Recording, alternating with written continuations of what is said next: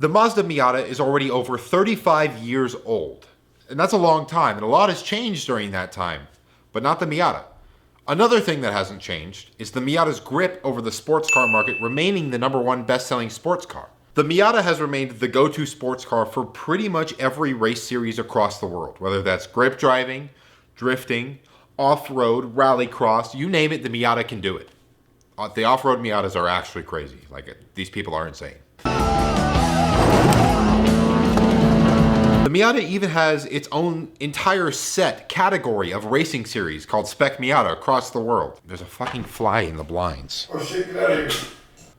But why has the Miata remained on top of the sports car industry for so long? And why haven't any other cars come close to knocking it off? Well, that might be about to change with Toyota's new concept, the SFR, or the so-called Miata killer.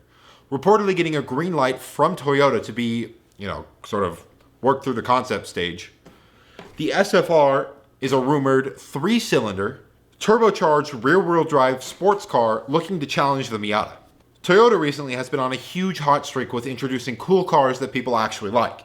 The 8.6, the GR Yaris, the Supra, even though the Supra is getting killed, just because people didn't buy it. But this does beg the question, why has it taken so many years for somebody to come along and try to dethrone the Miata? And there's a few reasons for why the Miata has remained on top for so long. And I will admit that legacy does play a factor in this, right?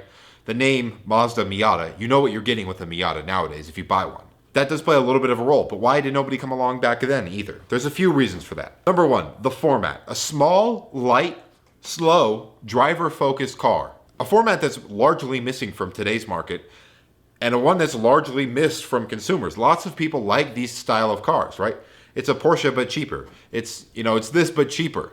It's perfect, right? You want a small weekend car to hit the canyons. It's not too fast. It's not going to break the bank. You could drive it to work if you want to. What more could you ask for? The number two reason why I think it's remained on top for so long is the price point. Mazda has always stuck to a cheap sports car, right? They've never introduced these. They've had trim levels, but there's never been this price hike like sort of the rest of the companies are seeing. I think you can still get a brand new Mazda Miata for under $30K. Which today is not a lot. And even back in the day, they were really focused on bringing you a cheap sports car. No, it's not going to be luxurious. No, it's not going to be super comfortable. It's tiny, right? That's the point. People like that. It's a driver-focused car. And number three reason is simplicity. It just works. They haven't done anything outrageous. They haven't put it rear-engined. They haven't done, front-wheel drive. They haven't done anything stupid. Which is really all a lot of companies had to do, right? The Toyota Supra could have been in production still if they kept it the same and didn't do anything stupid.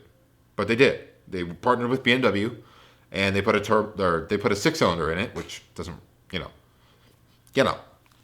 All of you 2JZ fans will know my gripe with this. Why didn't Toyota build a 6-cylinder? Nobody knows. But that's really all of these cars, which is why the Mustang is so popular still, because they haven't done anything stupid. Just don't do anything stupid and your car will continue to sell well if it's a good car, right? Obviously, it has to be a good car first.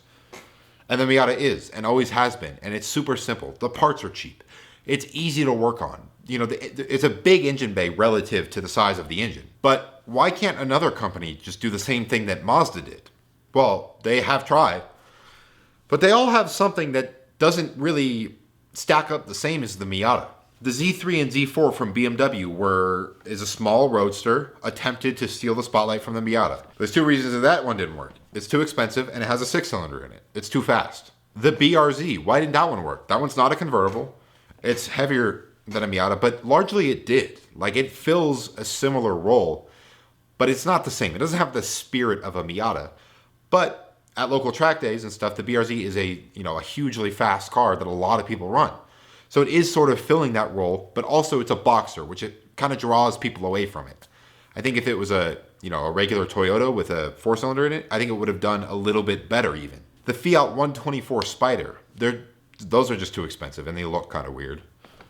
The Audi TT Roadster, again, too expensive, too luxurious, not driver-focused enough. The Mini Cooper, really all Mini Coopers kind of are similar to a Miata. There's a couple things. They're too small, you actually just can't fit in one. And it's a hardtop. But you could get a Roadster. But again, it's front wheel drive, not the same thing. But with rumors of Toyota canceling the Supra, maybe in favor of this FSR, or front engine small rear wheel drive, I think is what it stands for. How will the proposed car compare to the legend of the Miata? I think if they keep it as cheap as possible, right? No features. I mean, like, no features. Like, do whatever you can to make it cheaper than the Miata. You know, make it a parts bin car. Share parts with whatever you can. Partner with whoever you can. Make this car as cheap as humanly possible. I think the 3-cylinder turbo is a great idea. I think everybody wanted a turbocharged Miata from the factory. Not making a lot of power, but, you know, just a little bump. Just up to 200, maybe. I think this is rumored to have 180. Which would be perfect, honestly. And I know the new Miatas do make a little bit more than the old ones did. I think they're up to 150 now. Let me check. They're all the way up to 180 now. But I think if you bump that to 180 wheel instead of crank, I think you have a good car. And I think not a lot of people complain about the new Miata's power either. I think that it makes enough to be passable now. But what can Toyota do? Number one, I think they need to change the design a little bit. It's kind of ugly as it sits. Number two, make it a convertible. Absolutely. Make it as light as humanly possible, with as little features as humanly possible. Make this car as cheap as somebody could make a car, period. Like, that's what you need to do. Make the aftermarket big, right? Make performance parts for it. Don't do a billion trims. Just keep it basic. The simpler you keep this car, the better it will do, in my opinion. I think, you know, there's a lot of people like myself that maybe, you know, don't have a ton of money, aren't in the best financial situation, right? You know, can't get a $70,000 Supra. But if this car costs 25 grand, now we're talking. You know what I mean? Now we're in the ballpark. And it really just needs to build a name for itself, right? It's got to be faster than the Miata. It's got to be cheaper than the Miata. And that's hard to do. But the Miata already has that place, right? If you're trying to dethrone it, you need to be better in more than one category. But we'll see. Hopefully it's great. Hopefully it inspires Mazda to maybe, you know, make a new gen Miata or, you know, make it better. Who knows? We'll see. Hopefully it's a good car. Obviously I would love to drive one, but that'll probably not happen. But I do love my Miata from 1996. With that, if you want to see me driving my Miata on the track for the first time, you can click over here. I am going to another track day soon, so keep an eye out for that. And that's all I got for this one, and I will see you in the next one. Bye! Bro, I gotta stop doing that, man.